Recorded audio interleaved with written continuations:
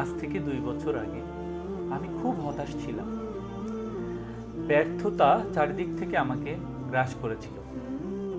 আমি আল্লাহকে বললাম, হে আল্লাহ, আমি ব্যর্থ।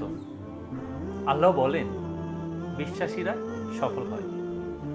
আমি বললাম, হে আল্লাহ, আমার জীবনে অনেক কষ্ট। আল্লাহ বলেন, নিশ্চয়ই কষ্টের সাথে স্বস্তি আছে। আমি বললাম, হে আল্লাহ, আমাকে কেউ সাহায্য করে না।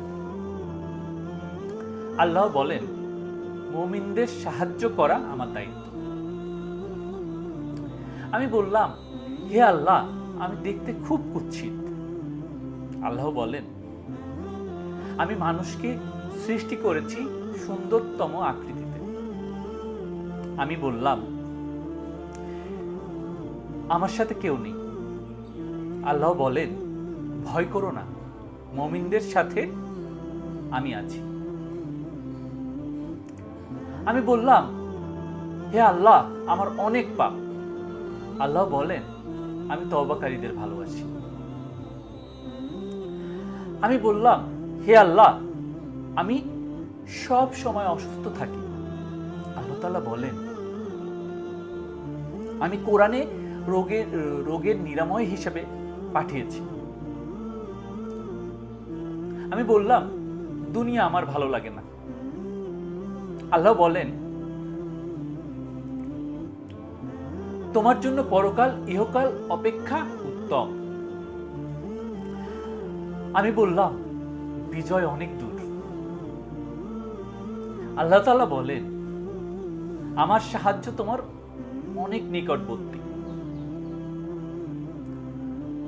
আমি বললাম, আমার জীবনে খুশি নেই।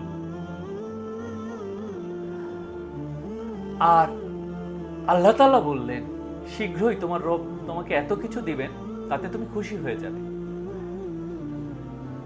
আমি বললাম, আমি সব সময় হতাশ। আল্লাহ বলেন,